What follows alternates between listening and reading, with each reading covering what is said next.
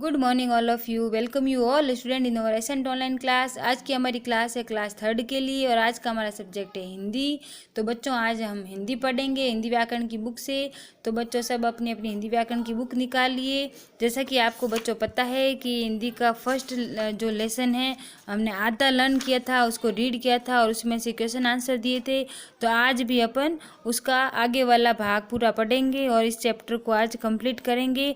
तो page number 7 निकालिए बच्चों और यहाँ से अपन स्टार्ट करते हैं। मेरे साथ साथ पढ़ने की ज़रूर कोशिश कीजिएगा आप अपनी बुक से। और मैं ये कहती हूँ कि जब भी आप मेरा वीडियो देखो तो उससे पहले आप अपनी हिंदी की बुक निकाल के रखो और साथ साथ उसके ऊपर ऐसे पेंसिल से टिक मार्क करते जाओ कि हाँ मैम यहाँ से पढ़ा रही है। तो आपको आराम से वो लेसन आसानी से समझ आएगा। भाषाएं अनेक प्रकार की होती हैं। विश्व में विभिन्न देशों में विभिन्न भाषाएं बोली जाती हैं, जैसे जर्मनी में जर्मन, चीन में चीनी, इंग्लैंड में अंग्रेजी, रूस में रूसी और जापान में जापानी, ईरान में फारसी। तो देखो ये सारे हैं जो विदेशों की खुद की अलग अलग एक भाषा है और अपने भारत की एक भाषा हिंदी है, वो राष्ट्रभाषा है। लेकिन उसके अलावा और भी कई भाषा हैं जो भारत में बोली जाती हैं। भारत में विभिन्न भाषाएं बोली एवं लिखी जाती हैं। भारत की स्थिति विश्व के अन्य देशों से बिल्कुल ही अलग है। विश्व के प्रत्येक देश में प्राय एक ही भाषा बोली जाती है, लेकिन भारत में विभिन्न जातियां हैं, इसलिए बहुत सारी भाषाएं बोली जाती हैं। भारतीय संविधान के अंतर्गत 22 भाषाएं भारतीय भाषाओं को मान्यता प्रदान दी गई हैं। देखिए भारतीय संविधान में टोटल 22 भाषाओं को भारतीय मान्यता दी गई है और जिसमें से एक हिंदी को राष्ट्रभाषा के रूप में स्वीकार किया गया है।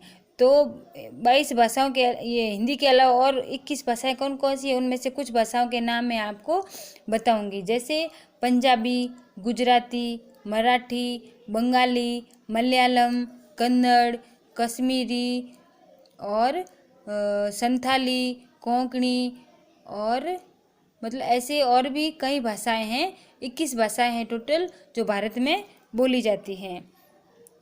हमारी राष्ट्रभाषा क्या है? हिंदी। संविधान सभा ने हिंदी को 14 सितंबर 1949 को भारत की राजभाषा के रूप में स्वीकार किया था। तो देखिए बच्चों, संविधान ने हिंदी दिवस कब मनाया जाता है? 14 सितंबर को। और संविधान ने कब इसको राजभाषा के रूप में घोषित किया था? 1949 को। ठीक है, आगे है लिपि। लिपि किसे कहते हैं? प्रत्येक भाषा की अपनी एक लिपि होती है। लिपि का मतलब है ध्वन्यात्मक संकेत चिन्ह।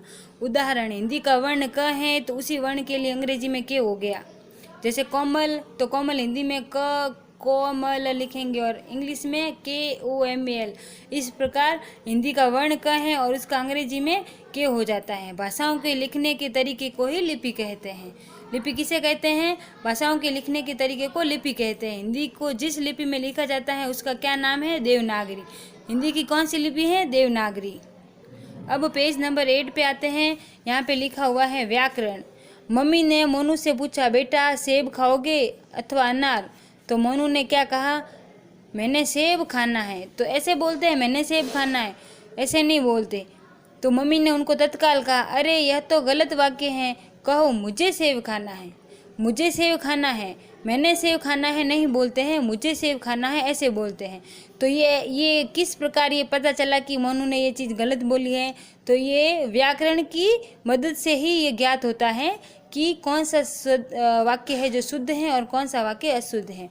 इस तरह से कभी कभी हम गलत अथवा अशुद्ध भाषा का प्रयोग कर देते हैं, किंतु हम कैसे पता चलेगा कि कौन सी भाषा शुद्ध है और कौन सी अशुद्ध है? तो व्याकरण ही हमें भाषा के नियमों की जानकारी प्रदान करता है एवं सही बोलना और पढ़ना लिखना भी सिखाता है।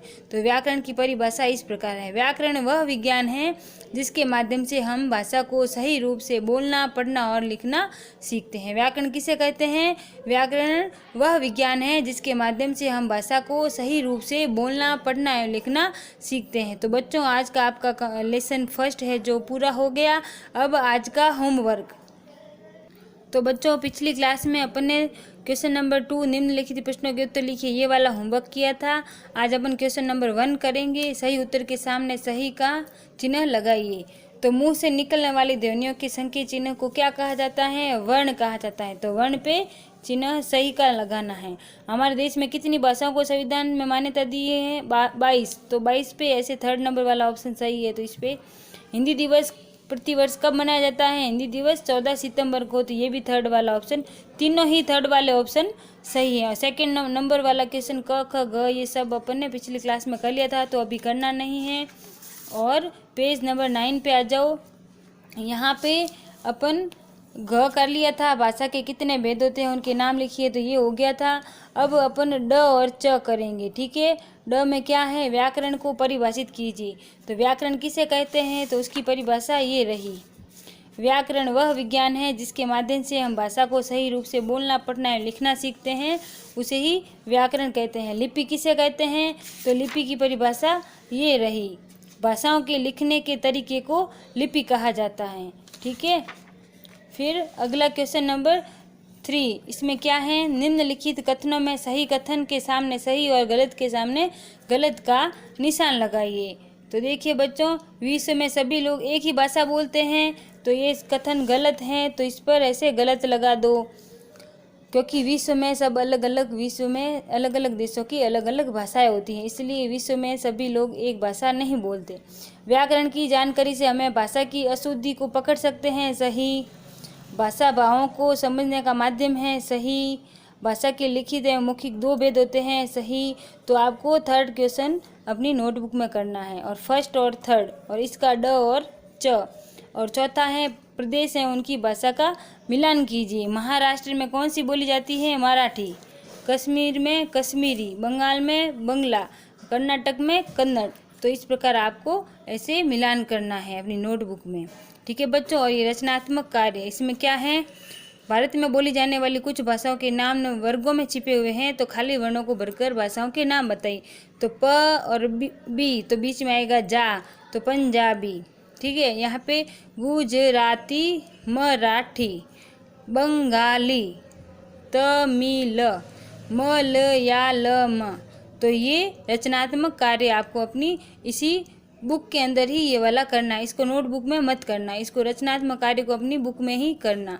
तो आज का आपका होमवर्क कितना हो गया? क्वेश्चन नंबर फर्स्ट का क ख ग, और क्वेश्चन नंबर सेकंड का ड और च, और क्वेश्चन नंबर थर्ड पूरा राइट रॉन्ग, और क्वेश्चन नंबर फोर्थ मिलान कीजिए, और ये रचनात्मक कार्य, ठीक है। तो इतना आपको होमवर्क मिलता है, और ये चैप्टर होता है पूरा अपने ख़त्म, ठीक है बच्चों। अच्छा काम अपनी नोटबुक में करना। Thank you.